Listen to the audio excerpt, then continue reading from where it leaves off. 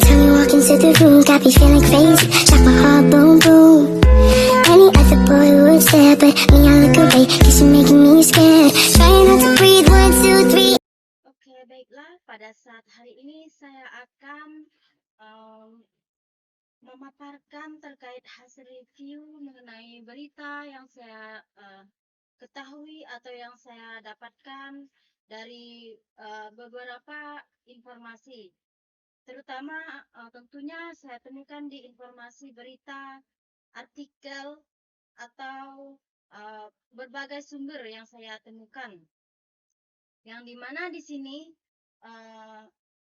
saya mengangkat sebuah judul kegagalan infrastruktur IT dengan berdasarkan studi kasus gangguan layanan jaringan BCA.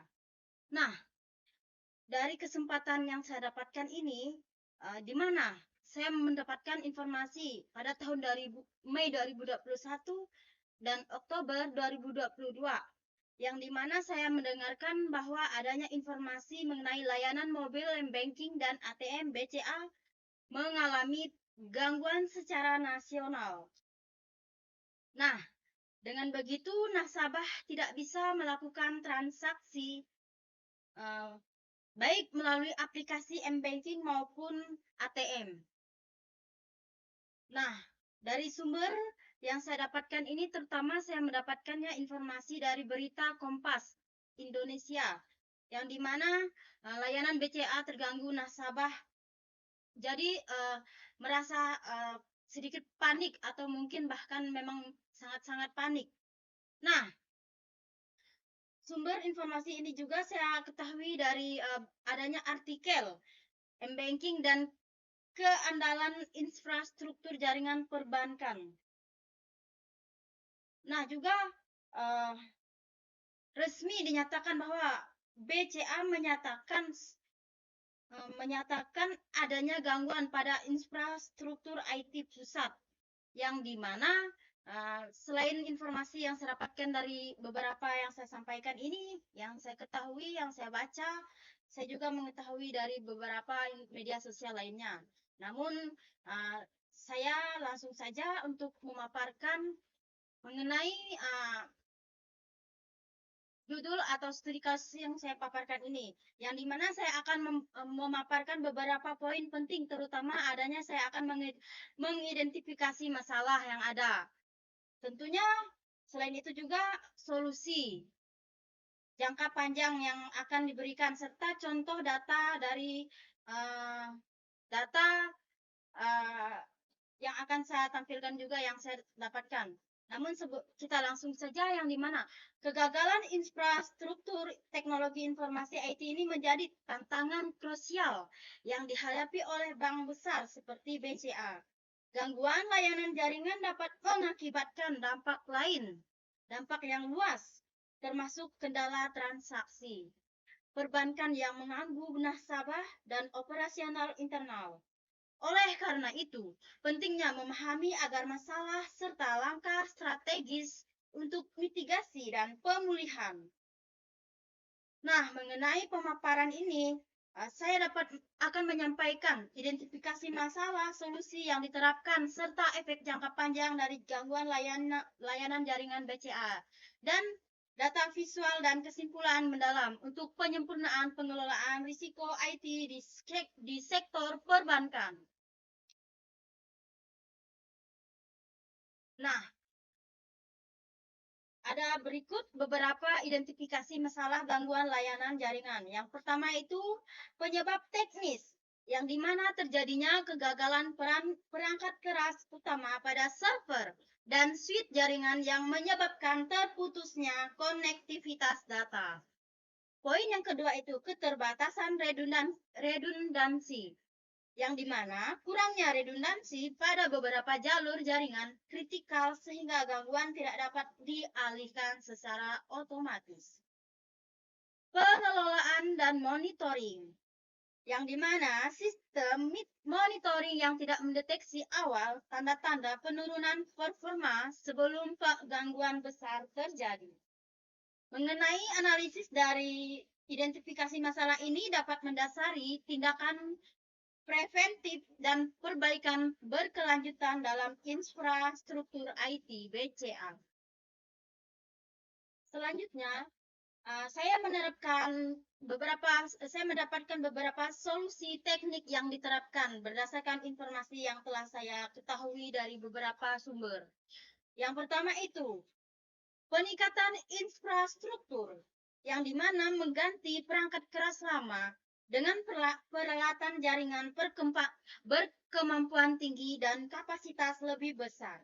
Poin yang kedua itu redundansi jalur jaringan, yang dimana implementasi jalur cadangan otomatis untuk memastikan layanan tetap berjalan jika jalur utama gagal. Poin yang ketiga itu monitoring dan alert real time, yang dimana penerapan sistem monitoring canggih dengan kemampuan deteksi dini dan notifikasi langsung kepada tim IT. Dengan beberapa solusi ini dapat diorientasikan untuk memperkuat ketahanan jaringan dan mengurangi risiko downtime di masa yang akan mendatang. Nah, berdasarkan informasi yang saya ketahui juga, saya mendapatkan bagaimana efek jangka panjang terhadap operasional dan kepercayaan untuk para nasabah. Yang pertama itu dampak operasional, yang dimana di sini terjadinya backlog transaksi dan penundaan prosesan, penurunan produktivitas karyawan, IT dalam perbaikan darurat. Poin yang ketiga, kebutuhan peningkatan pelatihan dan SOP. Nah, untuk dampak kepercayaan nasabahnya itu sendiri, yang dimana kekecewaan akibat ketidaknyamanan akses layanan digital.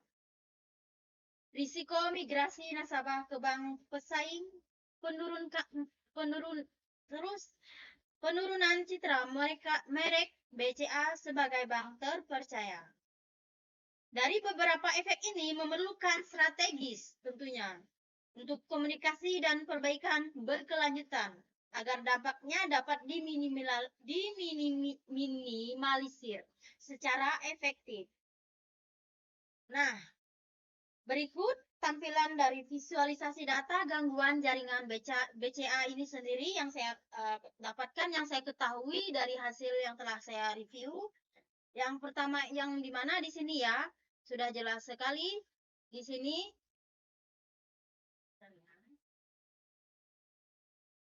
Nah, ada beberapa yaitu waktu, jenis gangguan, durasi, respon IT.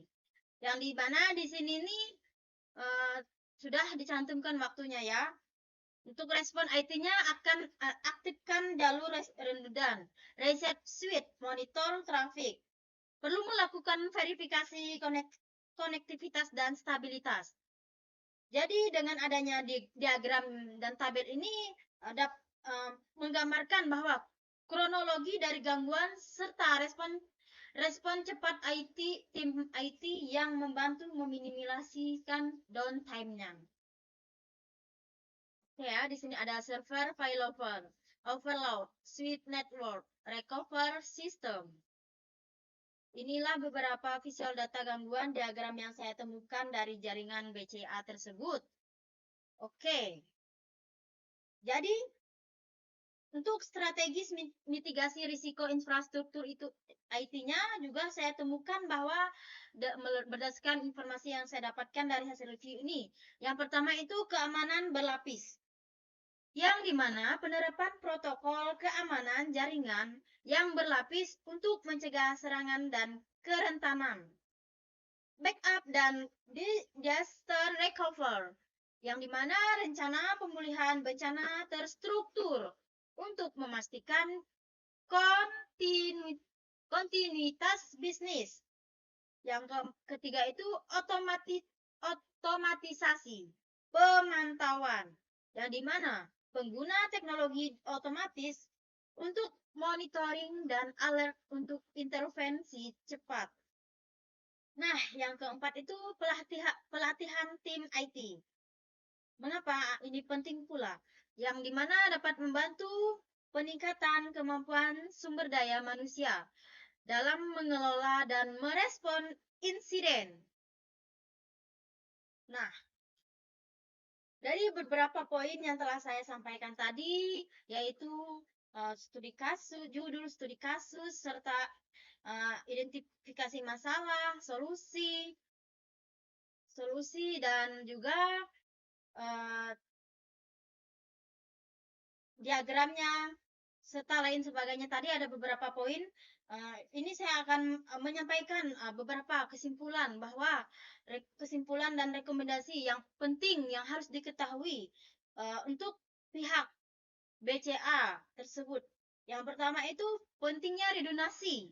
Mengapa? Karena di dalam infrastruktur yang kuat dengan jalur cadangan yang wajib untuk meminimalkan risiko. Yang kedua itu monitoring proaktif, yang dimana deteksi dini dan respon cepat menjadi kunci penanganan gangguan efektif. Yang ketiga itu tentunya pendekatan holistik, yang dimana perbaikan tidak hanya teknologi, melainkan juga proses dan sumber daya manusia. Itu sudah menjadi poin dari beberapa 3 poin ini.